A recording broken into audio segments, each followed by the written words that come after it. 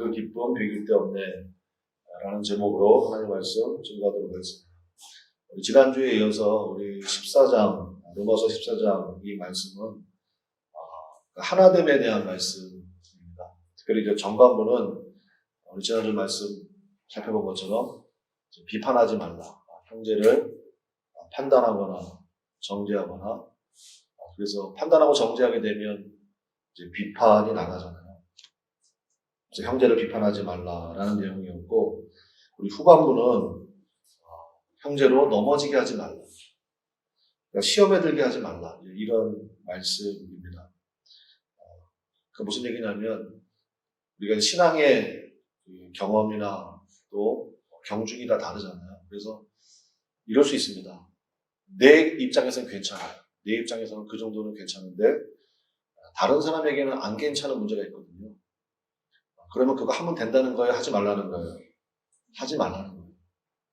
기준이 내가 아니고 내가 이것을 행하면, 나는 이것을 행하는 게 신앙 양심에 전혀 문제가 안 돼. 근데 나와 함께하는 사람들이 그 문제를 힘들어해. 그러면 괜찮은 게 아니라는 것입니다.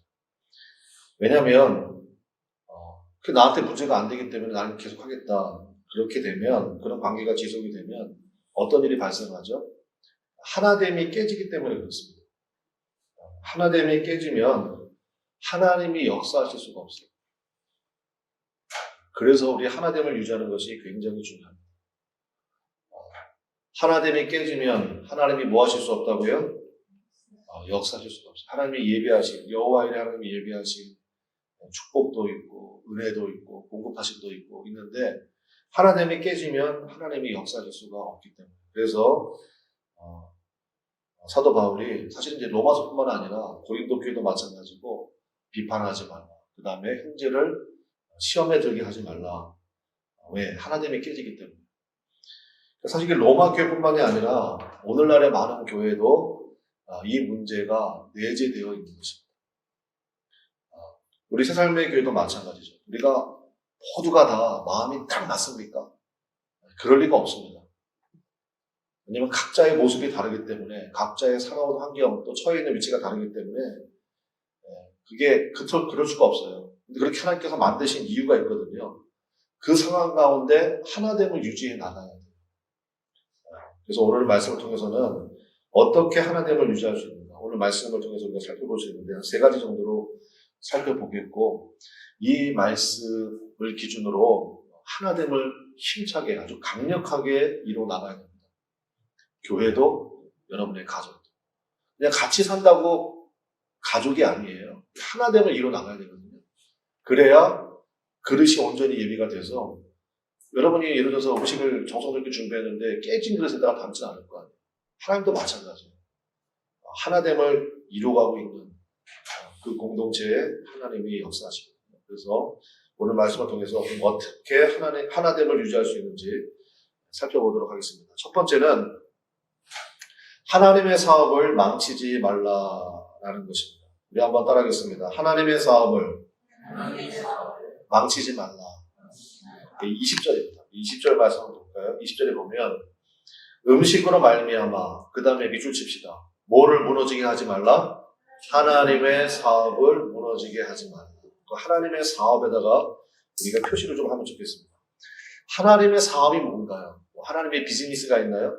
그러니까 하나님의 사업은 뭐냐면, 그 세번역 성경이 이 부분을 굉장히 번역을 정확하게 잘 해놓은 것 같더라고요. 세번역 성경에는 이 하나님의 사업이라는 부분을 뭐라고 번역해놨냐면, 하나님이 이룩해 놓으신 것, 이렇게 써놨습니다. 하나님께서 이룩해 놓으신 것을 음식 때문에 망치는 일이 없도록 하십시오. 그러니까 하나님이 이룩해 놓으신 게 뭐겠습니까? 그게 바로 뭐겠습니까? 바로 예수님의 십자가의 보혈로 우리에게 귀한 선물로 주신 교회입니다. 교회. 하나님께서 이루어 놓으신 사업이라는 게 바로 그거예요. 창세기부터 계속해서 우리 가운데 언약하시고 약속하시고 우리와 함께 계신다는 증거로 주신 게 뭐예요? 그게 교회잖아요. 그러니까 하나님께서 이룩해 놓으신 교회를 음식 때문에 망치지 말라는 것입니다. 하나님께서 도대체 어떻게 세우신 교회이며 하나님께서 독생자 예수 그리스도를 내어주시기까지 구원하시고 사랑하신 그 영혼인데 그깟 음식 하나 때문에 교회 안에서 다툼이 발생하고 문제가 일어나면 그러면 진짜 우리 성도님들은요 경천동지란 말이 있잖아요. 세상이 뒤집어지는 거죠. 그러니까 교회 안에 그것이 어떤 문제가 됐든지 간에 다툼이 생기고 하나됨이 깨질 만한 문제가 생겼다 그러면 자, 세상이 뒤집어질 것처럼 우리가 경계해야 됩니다. 예를 들어서 뭐 어떤 분의 사업이 부도가 났다, 또 어떤 분이 예기치 못한 큰 질병에 걸렸다. 그것도 굉장히 우리가 함께 걱정하고 또 같이 기도해야 될 제목이지만 그것과 비교할 수 없을 정도로 교회에 다툼이 생기고 하나됨이 깨지는 문제가 그런 기미가 보이면 우리가 그보다 몇십 배로 더 긴장하고 기도하고 깨어 있어야 된다는 것입니다. 지금 특별히 여기에 지금 이 음식으로 말미암아 이게 계속 반복이 되는데 고린도 교회도 나오고 로마 교회도 나오는데 그 당시에는 이게 굉장히 큰 이슈였어요. 그러니까 무슨 고기냐면요 우상에게 바쳐진 고기. 근데 특별히 로마는 이게 만신전이 많아요. 그러니까 뭐 무슨 신이든 다 인정해 주는 거예요. 그러니까 막 그 신 앞에 고기로 막 제사를 드리잖아요. 그러니까 우상에게 바쳐진 고기를 먹느냐 먹지 않느냐 이 문제가요 교회가 갈라질 만큼 그 당시에는 심각한 문제였습니다. 근데 한번 생각해 보세요. 지금 시점에서 보면 그 고기 먹는 거 안 먹는 거 큰 문제가 돼요 안 돼요? 안 돼요 사실. 우리 입장에서 보면 그것까지 그렇게까지 했어? 라는 생각이 들잖아요. 예를 들어서 여러분 돼지고기 먹냐 소고기 먹냐 지금 유대인들은 돼지고기 지금도 안 먹잖아요. 여러분 그 삼겹살 볼 때 이거 먹어야 되는지 말아야 되는지 막 기도해보고 막 드세요? 지금은 문제가 전혀 안 돼요. 그죠? 근데 그 당시에 그게 굉장히 큰 문제였다는 것입니다. 그러니까 무슨 얘기죠? 본질적인 문제가 아니었다는 거예요. 사실 그거 아무것도 아니라는 거예요. 아무것도 아니었는데 그 당시에는 그거 가지고 교회가 갈라질 만큼 다투고 싸우는 문제가 발생했다는 것입니다. 그 독일 속담에 이런 말이 있더라고요. 하나님이 교회를 세우시면 마귀가 그 옆에 예배당을 세운다. 이게 독일 속담이에요. 무슨 얘기냐? 같은 교회인데 한 교회예요. 근데 마귀가요 장난질 치는 거예요. 그래서 교회들 간에 서로 반목하게 만들고 비난하게 만들고 싸우게 만들어서 결국은 교회를 갈라지게 만든다. 우리 주변에도 많이 있잖아요. 그 교회에서 갈라져 나와서 그 옆에 또 교회 세우고 거기서 또 갈라져서 또 교회 세우고 뭐 그런 문제. 그러니까 그게 옛날부터 했던 거예요. 그래서 오죽하면 독일에 속담이 생겼겠어요. 하나님이 교회를 세우시면 마귀가 그 옆에 예배당을 세운다잖아요. 마귀가 마귀당을 세우는 게 아니에요. 그래서 예배당을 세우는 거예요. 그래서 교회가 뭐예요? 갈라지도록 하나됨이 깨지도록 그렇게 만들어 간다는 것입니다. 앞서도 말씀드렸지만 교회뿐만 아니라 가정도 마찬가지입니다. 하나됨이 깨지는 순간 하나님이 주실 복의 그릇이 깨진다. 그렇게 보시면 돼요. 그러니까 그 얘기 무슨 얘기예요? 하나님이 더 이상 역사하지 않으신다. 이거 굉장히 무서운 문제 아닙니까? 우리 예전에 부부에 대해서 우리가 말씀을 좀 나눴습니다. 부부. 내가 어쩌다가 저런 인간을 만났나. 이게 아니라 우리는 신앙 고백이 있잖아요. 마태복음에 나오는 말씀. 결혼식 갈 때마다 목사님이 주례한다 그러면 항상 그 얘기 나오죠. 뭐라고 말씀하십니까? 하나님께서 뭐 하신 것을 짝지어 주신 것을 사람이 나누지 못했습니다. 그리고 나서 부부는 무슨 몸이라고 얘기합니까? 한 몸이다. 우리가 하나님 말씀을 정말로 믿는다면요. 우리 마음의 표현이 달라져야 돼요. 저 사람 왜 저러지? 이게 아니라 한 몸이니까 뭐라고 얘기해야 됩니까? 나 왜 저러지? 이렇게 얘기해야 됩니다. 그 정도로 하나님을 지켜나가야 돼요. 하여튼 저 인간은 아무리 말해도 이게 아니에요. 저 인간이 아니야. 뭐라고 얘기해야 돼요? 나는 왜 저러지? 이렇게 얘기를 해야 돼요. 그 정도로 하나됨이 굉장히 중요하다는 것입니다. 그래서 첫 번째, 하나님의 사업을 망치지 말라. 하나님께서 일으켜 놓으신 교회, 하나님께서 예수 그리스도를 십자가에 달려 죽게 하기까지 구원하신 그 영혼 깨어지지 아니하도록 보존하라는 것입니다. 두 번째는 믿음이 연약한 자가 결정의 기준이라는 것입니다. 우리 한번 따라하겠습니다. 믿음이 연약한 자가 기준이다. 그러니까 무엇을 결정할 때요, 믿음이 가장 좋은 사람, 이 사람을 기준으로 삼으면 안 돼요. 믿음이 가장 연약한 자를 결정의 기준으로 삼아야 된다는 것입니다. 그래서 21절 한번 보겠습니다. 21절 말씀. 우리 한번 같이 읽어볼까요? 21절. 시작. 고기도 먹지 아니하고 포도주도 마시지 아니하고 무엇이든지 내 형제로 거리끼게 하는 일을 아니함이 아름다우니라. 내 형제로 거리끼게 하는 일을 아니함이 아름답다. 우리 거기다가 표시를 좀 하면 좋겠습니다. 앞서 말씀드린 것처럼 어떤 고기를 먹어야 되느냐, 어떤 고기가 예수 믿는 사람이 먹을 만한 고기냐, 이거는 우리가 전혀 지금 고민하지 않습니다. 사실 뭐 없어서 못 먹지, 뭐 다 먹잖아요. 그러니까 지금 전혀 문제가 되지 않아요. 그렇죠? 근데 여기 말씀에 있는 것처럼 고기도 먹지 아니하고, 이건 우리 패스, 우리는 문제가 안 돼요. 근데 포도주도 마시지 아니하고, 이거 뭐죠? 음주 문제입니다. 음주 문제. 이거는 지금도 한국 교회에서도 조금 예민한 문제잖아요. 그래서 고기 문제 가지고 더 이상 한국 교회가 뭐 논쟁하지 않아요. 그런데 음주 문제, 이 문제 가지고는 아직도 좀 예민한 부분이 있습니다. 예를 들어 가지고 제가 탄산음료 좋아하잖아요. 콜라 먹는 목사님. 여러분, 목사님 콜라 너무 많이 드시는 것 같은데, 뭐, 그 정도잖아요, 그냥 웃고 지나가고 이제 사모만 이제 그걸 놓고 이제 하나님 앞에 기도하고 이렇게 하겠죠. 근데 목사님 콜라 되게 좋아한다. 그러면 이제 여러분들 그냥 웃고 지나간다고요. 근데 만약에 목사님이 소주나 맥주를 마신다. 그러면 아마 모르긴 몰라도 이 중에서 몇몇 분은 금식 기도에 들어갈 거예요. 그쵸? 우리 목사님 어쩌시려고 그러나. 우리 목사님이 그 뒤에 막 소주나 맥주를 드시고, 때로는 막 섞어도 드시고, 막 이런다 그러면, 지금은 예민한 문제가 되잖아요, 그게. 그쵸? 뭐, 담배를 피는 문제도 그렇고. 한국교회는 아직까지 이 문제가 된다고요. 그쵸? 그러면, 목사님, 그 술 마시는 거, 그게 음주하는 거, 그게 죄입니까? 아닙니까? 제가 말씀드릴게요. 신학적인 논쟁은 하나도 안 줍니다. 그게 죄냐 아니냐, 성경 가지고 와서, 예수님도 가나와 혼인잔치에서 포도주를 만들지 않으셨습니까? 이런 얘기 하지 말라고요. 기준은 뭐냐면, 내가 뭐 맥주를 마시던, 뭐 소주를 마시던, 뭘 마시던 음주 때문에 힘들어하거나 시험에 드는 사람이 있다면 절대로 하시면 안 된다. 그게 기준이에요. 그게 오늘 21절 말씀이에요. 15절도 한번 볼까요? 15절도 한번 볼게요. 15절. 15절. 만일 음식으로 말미암아 내 형제가 뭐하게 되면, 근심하게 되면, 이는 네가 뭐로 행하지 않은 거예요?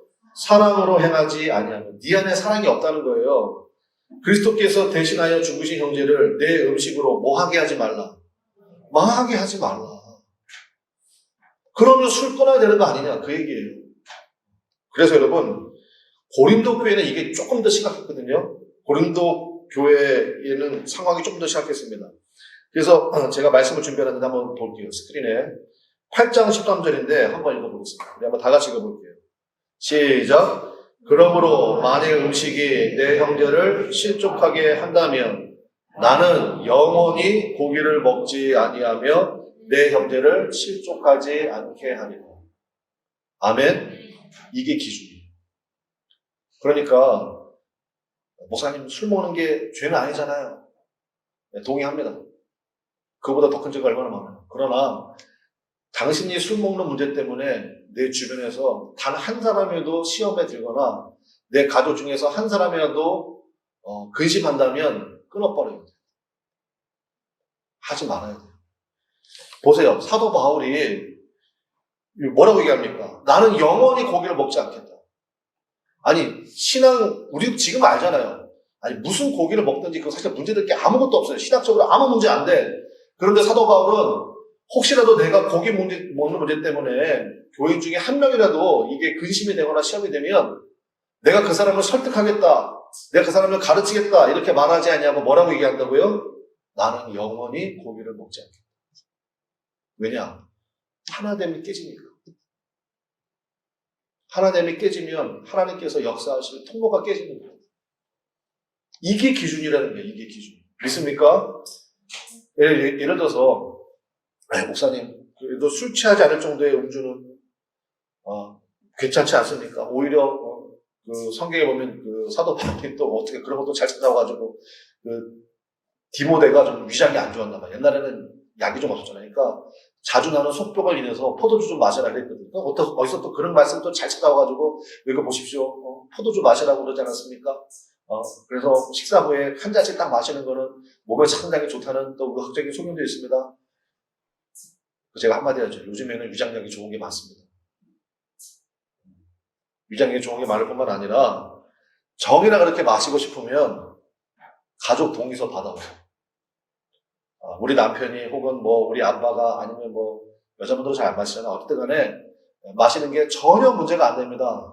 동의서 받아오면 제가 특별히 신방 가가지고 하나님 아무리 술을 마셔도 이 간이 망가지지 않도록 하나님께서 지켜주시고 그 다음에 술독에 술이 그쳐지지 않냐는 놀라운 은혜와 축복을 부어달라고 제가 기도해줄 의향이 있거든요. 그러니까 가족 동의서 받아와. 그러니까 더 이상 이게 죄냐 아니냐 가지고 그걸로 따지는 거 아니에요. 네. 사도 바울이 고린도전서 8장 13절에 말한 바로 이 기준이에요. 이 기준. 사실 사도 바울의 한 3층절까지 갔다 온 영성이 깊은 이분이 그거 아무것도 아닙니다. 고기 아무거나 먹어도 됩니다. 그럼 되잖아요. 그렇게 선포해버리면 되잖아.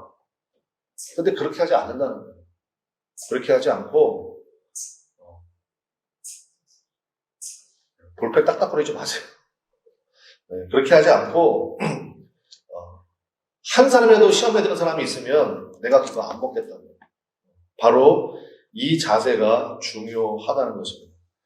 마지막 세 번째는 자기 점검이 우선이라는 것입니다. 자기 점검이 우선이다. 우리에게 주신 가장 큰 은혜가 뭐냐? 우리 아까 찬송도 불렀지만 정죄함이 없다는 거예요.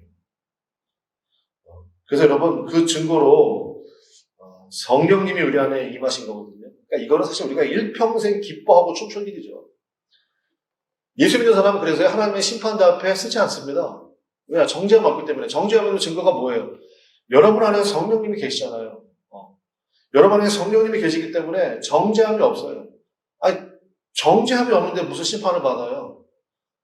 여러분 가끔 외국에 갔다가 들어올 때 참 기분 좋을 때가 있거든요. 그게 뭐냐면 이제 인천공항을 통해서 들어올 때요.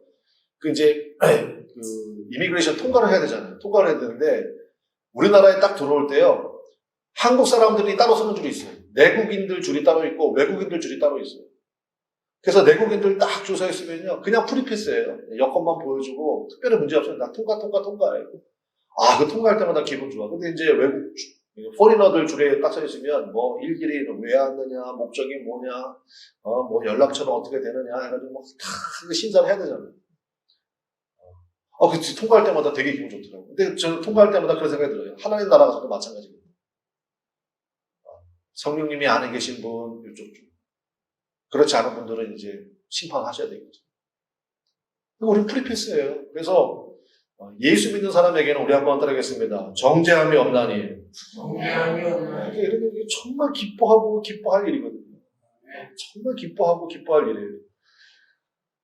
그래서 정죄는 없기 때문에 내 스스로가 주님 안에서 세 가지 은혜를 확인을 해야 돼요. 그게 바로 17절이에요. 17절. 이게 오늘의 키워드가 되는 말씀이겠습니다. 17절. 사실은 17절 이 말씀을 하려고 우리가 서론을 다룬 거예요. 17절에 굉장히 중요한 말씀이 있어요. 17절. 첫 마디가 뭡니까? 네, 하나님의 나라는 먹는 것과 마시는 것이 아니요. 그 다음 다 같이 시작. 오직 성령 안에 있는 의와 평강과 희락이라. 아멘. 거기다 표시해야 되겠죠. 하나님의 나라는 뭐냐? 오직 성령 안에 있는 세 가지입니다. 첫 번째가 뭡니까? 의고요. 두 번째는요, 평강이고요. 세 번째가요, 희락이에요. 그러니까 이 증거가 있어야 된다는 것입니다. 하나씩 간단하게 살펴볼게요. 의는 뭐라고 했습니까, 제가? 의는 뭐라고요? 바른 관계입니다. 바른 관계. 그래서 의롭다라는 것은 그 사람이 도덕적으로 얼마나 완벽하냐, 정의가 있냐, 그게 아니고요. 바른 관계를 맺고 있는 거예요. 누구와의 바른 관계일까요? 내 안에 계신 주님. 내 안에 계신 주님과 바른 관계가 정말 그분이 나의 삶의 주인이시냐. 그래서 우리가 주님이라고 부르잖아요. 말은 예수님도 오죽하면 그렇게 말씀하셨겠어요. 요한복음 아니 마태복음 7장에 보면 너희는 나더러 주여 주여 하면서 주인님 주인님 이렇게 부르면서 왜 내가 너에게 명령한 것을 행하지 아니하느냐. 말로만 주님이라고 부르느냐. 그 얘기 하셨거든요. 그러니까 마찬가지예요. 내 안에 계신 주님에게 내가 철저히 복종하고 있다면 바른 관계가 형성된 거고 그것을 뭐라고 부른다고요? 그걸 의라고 부른다고요. 그것을 의라고 부릅니다. 그래서 22절이 중요한데 22절 말씀 볼게요. 내게 있는 믿음을 하나님 앞에서 스스로 가지고 있으라. 자기가 옳다 하는 바로 자기를 정죄하지 아니하는 자는 복이 있도다. 이게 무슨 얘기냐면 제가 현대인 성경을 읽어드릴게요. 자기가 옳다고 생각하는 일을 할 때 죄책감을 느끼지 않는 사람은 행복한 사람입니다. 자기가 옳다는 바로 자기를 정죄하지 아니하는 자. 그게 무슨 얘기냐? 죄책감을 느끼지 않는 사람. 죄책감이라고 해서 도덕법을 얘기하는 게 아니라요. 내 안에 계시는 성령님의 탄식이에요. 내 안에 성령님의 계신 탄식. 그게 느껴지지 아니하면 그거 괜찮다는 거예요. 근데 우리 안에 성령님이 계시잖아요. 그 성령님의 세미한 음성이라 할지라도 거기에 즉각적으로 반응하고 성령님께서 이것을 걱정하시는구나. 이것을 기뻐하지 않으시는구나. 그래서 그것을 즉각적으로 돌이킬 수 있는 것. 내가 좀 막 승질이 열려가지고 뚜껑이 열려가지고 한마디 그냥 퍼보려고 그러는데 내 안에 계신 성령님이 잠깐만. 그럼 내가 잠깐만 하는 거예요. 내가 그거 기뻐하지 않는다. 내가 뭔가를 하려고 그래요. 근데 내 안에 계신 성령님이 기뻐하지 않아. 난 이게 옳다고 생각해. 근데 하나님이 기뻐하지 않아. 그래서 내가 안 하는 거예요. 그게 뭐예요? 그게 의예요. 그게 의예요. 그게 바로 깨어있는 신앙이에요. 깨어있는 신앙 그러니까 무슨 새벽기도 한 번도 안 빠지고 그 다음에 뭐 일주일에 몇 번씩 뭐 금식기도 하고 뭐 일주일에 몇 번을 철야 기도를 하고 예수님이 그 바리새인들한테 그 칭찬하셨습니까? 오히려 그걸 내려오다 보면요 자기 의가 나와요. 자기 의. 그래서 자기가 하는 건 다 옳다는 거야. 그리고 남을 판단하고 정죄하기 시작해요. 그러니까 예수님이 바리새인들 그냥 회칠한 무덤이라고 그러고 뭐 별의별 소리를 다 하셨잖아요. 독사의 새끼들한 말씀도 하시고 그랬잖아요. 그게 아니고 깨어있는 신앙은 내 안에 계시는 정말 성령님께서 주시는 세미한 음성에 귀를 기울이고 그 말씀을 따라 행동하고 그 말씀이 내 삶에 기준이 되고 그 말씀을 따라 복종하는 사람. 그 사람이 의로운 사람이에요. 그게 바로 의예요. 그러니까 의는 바른 관계입니다. 두 번째, 평강이라고 그랬죠. 평강이란 나 혼자만의 평강이 아닙니다. 성경이 말하는 평강은 예수님께서 산상순에서 말씀하신 게 정확한 거예요. 우리 한번 따라하겠습니다. 화평케 하는 자. 영어 성경에는 피스메이커라고 되어 있습니다. 화평을 만들어내는 사람이에요. 도저히 화평이 없는 곳이거든요. 근데 그 사람이 가면 화평을 만들어내요. 웃음이 없었어요. 근데 그 사람이 가면 웃음이 나와요. 슬픔이 있었어요. 애통함이 있었어요. 근데 그 사람이 가면 편안함이 있어요. 여러분이 집에 들어가면 여러분 가족들이 환영합니까? 좋아합니까? 그거 중요해요.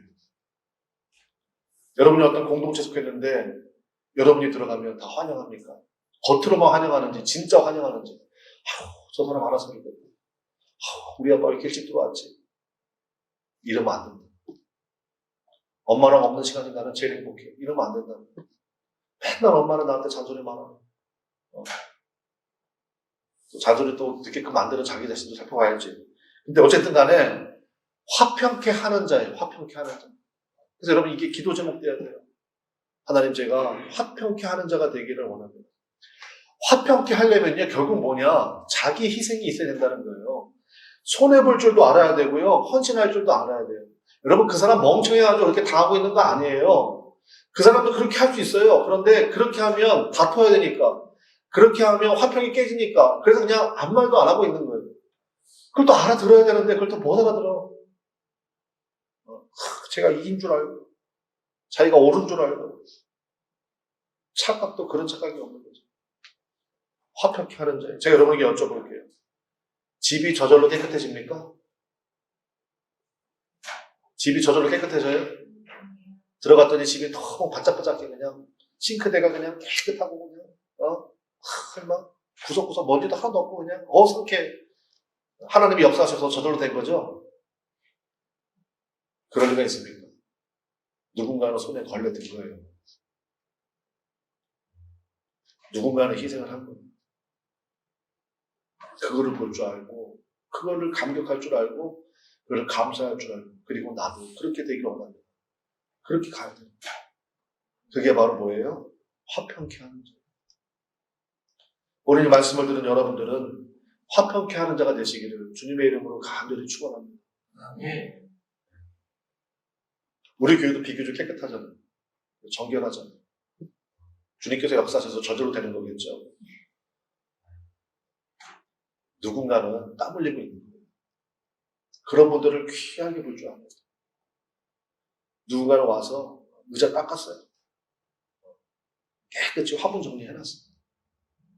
우리 성도들이 오셔가지고 편안함을 누릴 수 있도록. 주님 내가 그거 하나라도 맡기를 원합니다. 쓰레기통 보면 깨끗하죠? 누군가 그거 닦은 거예요. 그거를 봐야 돼요. 그래서 하나님, 잘된 데 가가지고 평강 누리는 거, 그거 누구나 할 수 있죠.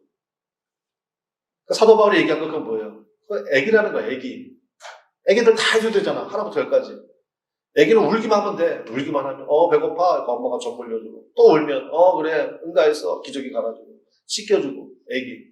그러니까 사도 바울이 타식하는 거예요. 너네가 언제까지 애기로 있을 거냐. 언제 장성한 식물 먹고, 언제 하나님의 나라를 위해서 화평케 하는 자가 될 거냐. 그 얘기예요, 그 얘기. 그래서 평강이에요. 마지막 세 번째가 뭡니까? 하나님의 나라는 첫 번째 의라고 그랬고, 두 번째는 평강. 우리 말씀 배웠죠? 세 번째가 뭐예요? 희락이죠. 마귀가 절대로 흉내낼 수 없는 게 희락입니다. 그래서 마귀는 항상 비슷하게 나와요. 성자가 영어로 saint예요. 근데 그 스펠링은 순서만 딱 바꾸면 Satan 이러면 마귀야. saint, Satan 비슷하죠. 마귀는요 흉내내는 것에 아주 그냥 전문가예요. 그래서 마귀는 희락을 흉내냅니다. 그래서 마귀가 주는 건 뭐라고 그래요? 따라하겠습니다. 쾌락. 쾌락이에요. 쾌락은요 어떤 자극이 와야 돼요. 그래서 사람들 그 예전에 제가 그 마약 중독에 빠졌던, 그래서 지금은 예수님 품으로 돌아온 사람의 글을 한번 본 적이 있는데, 조금 더 항상 마귀가 자기 귀에 들려주는 게 그거예요. 조금 더 나은 쾌락, 조금 더 진한 쾌락. 그게 내 영혼을 파괴하고 있다는 걸 몰랐다는 거예요. 그래서 성경은 쾌락이 아니에요. 뭐예요? 희락이에요. 희락은 뭐냐? 환경과 관계없이 오직 주님만으로 기뻐합니다. 오직 주님만. 그게 희락이에요. 주머니에 돈이 있으면 기뻤다가, 주머니에 돈이 다 떨어지면 세상 짐, 무거운 짐을 나홀로지고 막 견디다 못해 쏠릴 때 맨날 그런 찬송만 부르고. 그 마귀가 그걸로요 쾌락으로 딱 걸어버려요. 오직 주님만으로. 그러니까 그 훈련이 잘 돼 있어요. 높은 산이 거친 들이 초막이나 궁궐, 내 주 예수 모신 것이 그 어디나 뭐예요? 하나님 나라. 하나님 나라는 쾌락의 나라겠어요? 희락의 나라겠어요? 희락의 나라예요. 여러분의 기도를 가지치기 좀 하시기 바랍니다. 내가 이거 쾌락을 위해서 구하고 있는 것인가? 정말 하나님 한 분만으로 만족하는 기도인가? 희락이에요. 자, 말씀의 결론 맺겠습니다. 지금 사도 바울이 이 얘기를 왜 하냐면요. 하나님의 나라는 의와 평강과 희락이다 그랬잖아요. 이게 무슨 얘기냐? 의와 평강과 희락. 제가 지금 여러분에게 간단히 말씀드렸지만 이 세 가지, 의는 바른 관계라고 그랬고, 평강은 화평케 하는 거라고 그랬고, 희락은 환경과 관계없이 오직 주님만으로 기뻐하는 거라고 그랬습니다. 그러면 이 세 가지를 가지고 있는 사람들이 있다고 그러면요. 어떤 일이 벌어지느냐? 그 결과가 하나됨이라는 거예요. 그러면요, 하나됨이 자연스럽게 이루어진다는 거예요. 그래서 이 얘기하는 거예요. 하나님 나라라고 했죠. 그러면 그때서야 비로소 하나님이 통치하신다는 거예요. 하나님이 그래야 다스리신다는 거예요. 여러분 지금 이 코로나 사태를 인해 가지고 우리나라가 지금 제 동생하고도 뭐 통계봤는데 한국의 위상이 엄청나게 올라갔대요. 한국의 위상이 진짜 한국이 진짜 우리 아이들이 뭐 우리 나이대가 되면요 진짜 우리나라가 G2가 될 수도 있는 가능성이 굉장히 높아졌어요. 한국의 위상이 엄청나게 올라갔대요. 그거 보세요. 지금 뭐 브라질이나 이런 나라는요 하루에 확진자만 10,000명 이상씩 나와요. 그리고 병원도 없어. 그래서 아예 중증 환자는 병원에서 받지도 않아요. 집에서 편안하게 가시라고. 그러니까 그게 나라냐 이렇게 되는 거 아니에요. 그렇죠? 왜요? 브라질 대통령이 엉망진창이거든. 미국 대통령도 지금 만만치 않잖아요. 제가 보기엔 재선하기 어려울 것 같아요. 그러니까 우리나라는 그나마 대통령이 좀 정신 제대로 좀 바뀌신 분인 것 같고 어쨌든 위정자들이 잘하니까 우리가 기도 많이 해야 되겠지만 그래서 이런 은혜가 우리 가운데 그러면 제가 지금 무슨 얘기 하려고 하는지 아시겠죠? 하물며 하나님이 여러분의 삶을 직접 통치하고 다스린다고 생각해 보십시오. 어떤 일이 벌어질지. 그럼 하나님이 통치하지 않는다는 증거가 뭐냐? 깨진다는 거예요. 서로 비판하고요. 그리고 나는 괜찮으니까 네가 뭐 그러든가 말거나 나는 이게 죄가 아니라고 생각해서 나는 계속 할 거야. 이렇게 되면 하늘 나라가 깨진다는 거예요. 그러면 하나님이 다스리시지 않는다. 하나님이 예비하신 복이 하나도 당신의 삶에 적용이 안 된다. 어떻게 살 거냐? 그 얘기 하는 거예요. 그래서 이거 뭐 비판하지 말라, 뭐 형제 시험 들게 하지 말라, 이게 뭐 도덕적인, 윤리적인 얘기가 아니라는 것입니다. 굉장히 중요해요. 그래서 우리는 기준을 세워야 돼요. 하나님이 지금 기쁨으로 나의 심령 가운데 통치하고 계십니다. 우리 가정을 주님께서 다스리고 계십니다. 우리 교회를 주님이 다스리고 계십니다. 여러분 그러한 은혜가 여러분 마음 가운데, 여러분 가정에, 우리 교회 가운데 임하게 되시기를 주님의 이름으로 간절히 축원을 드립니다. 제가 어제 말씀 준비하고 기도하고 하는 가운데 이제 제가 항상 설교하고 그 다음에 그 뒤에 연결되는 찬송을 굉장히 중요시 여겨요. 하나님께 기도하는 가운데. 근데 잘게 어떨 때는 그냥 설교 준비하면서 떠오르는 찬양이 있는데 어딘 그렇지 않더라고요. 그래서 한동안 결정을 못했습니다. 그런 가운데 우리 찬송가를 펴보시고 우리 오늘 아까 좀 이따 부르겠지만 289장 우리 한번 펴보겠습니다. 289장 한번 펴보세요. 289장. 이 찬송은 여러분 다 외우셨으면 좋겠습니다. 일주일 내내 부르시면 좋겠고 289장이에요. 289장 한번 펴보시기 바랍니다. 제목이 뭡니까? 네, 주 예수 내 맘에 들어와. 주 예수 내 맘에 1절 가사 볼게요. 주 예수 내 맘에 들어와 계신 후 변하여 무슨 사람 됩니까? 새 사람 되고 내가 늘 바라던 참빛을 찾음도 주 예수 내 맘에 오시. 주 예수 내 마음에 오심. 주 예수 내 마음에 오심. 주 예수님 내 마음에 오시면 어떤 일이 벌어지느냐?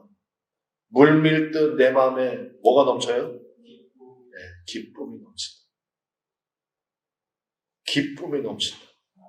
주 예수님, 그분과 내가 온전한 관계가 되면요, 내 안에 의가 있고 화평이 있고 그 다음에 희락이 있어, 기쁨이 있어. 그게 넘쳐나가는 거예요. 그게 흘러나가는 거예요. 기가 막힌 찬송입니다. 여러분, 주 예수님이 여러분 안에 계심을 여러분 믿으십니까? 그렇지 않고는 여러분이 지금 이 자리에 나올 수가 없어요. 그것만으로도 우리가 기쁘고 팔짝 뛰어야 될 일이에요. 그래, 내가 말씀대로 살아야 되겠다. 이제 기준을 이거 삼아야 되겠다. 이게 신학적으로 옳으냐 그러냐 그게 문제가 아니라 내 주변에 이 일 때문에 힘들어하는 사람이 있습니다. 주님, 내가 오늘부로 이거 끊기 원합니다. 내가 이거 중단하기 원합니다. 그리고 내 안에 계시는 그 세미한 주의 음성에 반응하기 원합니다. 갈수록 그 음성이 더 잘 들리게 하셔서 오직 주님 말씀대로만 순종하여 나가는 은혜가 있게 하옵소서. 그러면요, 하나님이 여러분의 삶을 붙잡으세요. 믿습니까? 그리고 주님이 이끌어가시고 통치하시고 여러분의 자녀들, 그 후손들 말할 것도 없죠. 그 믿음의 귀하고 놀라운 가문을 이뤄갈 수 있는 은혜와 축복이 임하기를 간절히 축원합니다. 우리 찬송 부르겠습니다. 289장. 정말 주님께서 우리 안에 오셔서 이 하나됨의 은혜를 온전히 이루시고 하나님의 통치와 다스리심이 우리 그 소망 담아서 우리 이 찬송을 부르기 원합니다.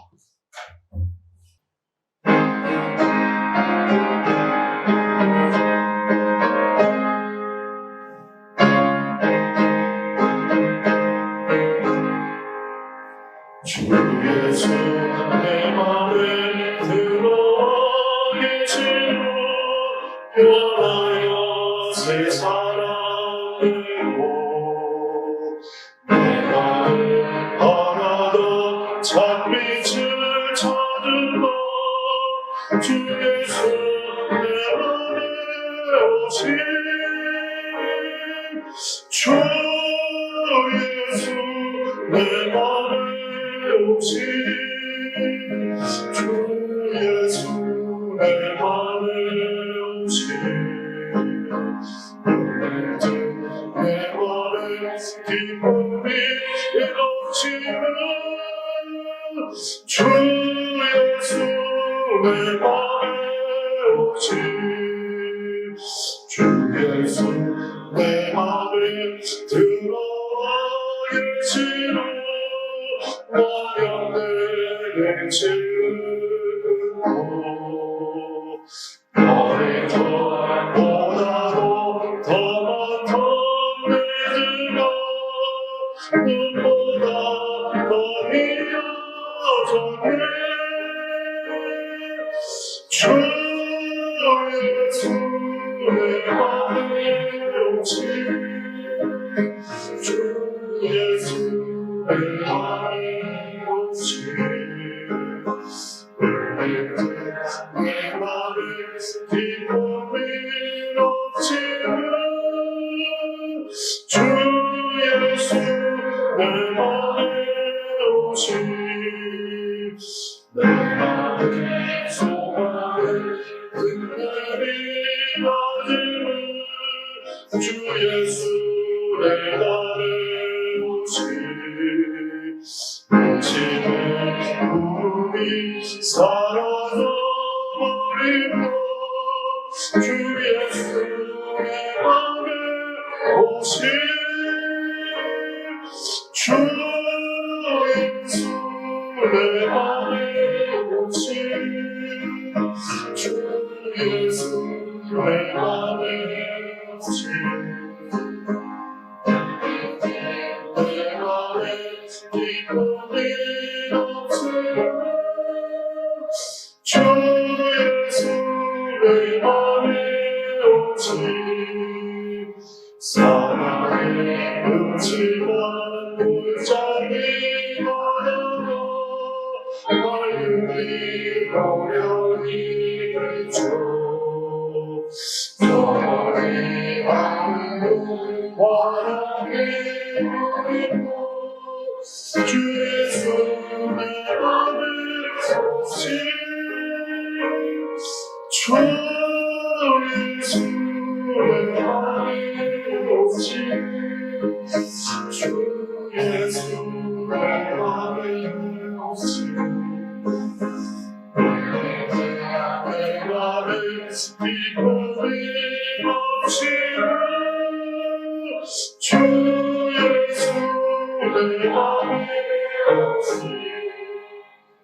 내가 저 천성에 올라와 살기를 주 예수 내 맘에 오신 천성에 올라와 주님을 매이니 그 기쁨 비길 데 없네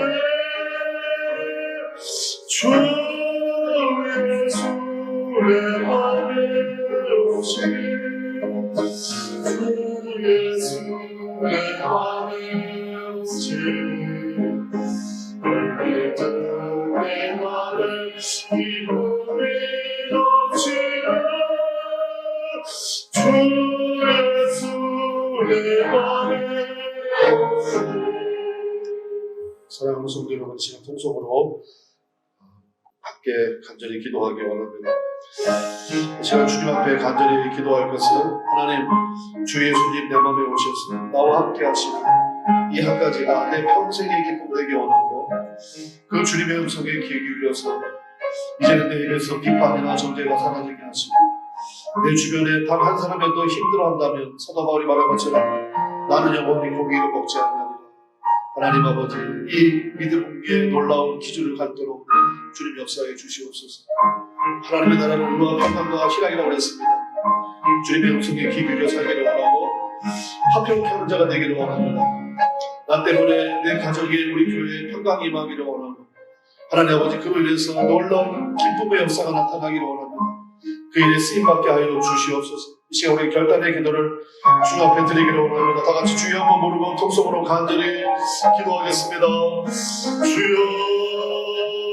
하나님의 나라는 오직 성령 안에서 의와 평강과 희락이라. 아버지 이 말씀을 붙들기를 원합니다. 하나님 아버지 이제 하나님의 세미한 음성에 귀 기울여 살게 하여 주옵소서. 아버지 화평을 누리는 자가 아니라 화평케 하는 자가 되기를 원합니다. 아버지 희생하고 섬김의 자리에 기꺼이 쓰임받기를 원하오니 우리의 마음을 심령을 주님 붙들어 주시옵소서. 그리하여 주님께서 다스리시는 귀하고 놀라운 기쁨이 우리 사랑하는 성도들의 심령에 가정에 그리고 그들이 함께 모인 이 교회 위에 이 민족 위에 함께하기를 원합니다. 주님의 다스리심과 통치가 드러나게 하여 주옵소서. 하나님 아버지 이 말씀 붙들고 나가는 사랑하는 모든 심령들의 삶 속에 우리 주님께서 일일이 간섭하시고 역사하여 주시사 주의 인도하심으로 여기까지 왔습니다. 고백할 수밖에 없는 수많은 귀하고 놀라운 일들을 가득하게 하옵소서. 주님 마음껏 축복하여 주시옵소서. 일으켜 세워 주시옵소서. 주님의 놀라운 은혜와 역사가 가득하게 하여 주시옵소서. 이제는 우리 주 예수 그리스도의 은혜와 하나님 아버지의 부으시는 사랑하심과 성령님의 내주 충만 역사하심이 이 말씀을 듣고 나가는 사랑하는 모든 심령들 저들의 가정과 자녀와 계획하는 일과 이 교회와 이 민족 위에 지금부터 영원토록 함께 하옵시기를 간절히 축원하옵나이다. 아멘.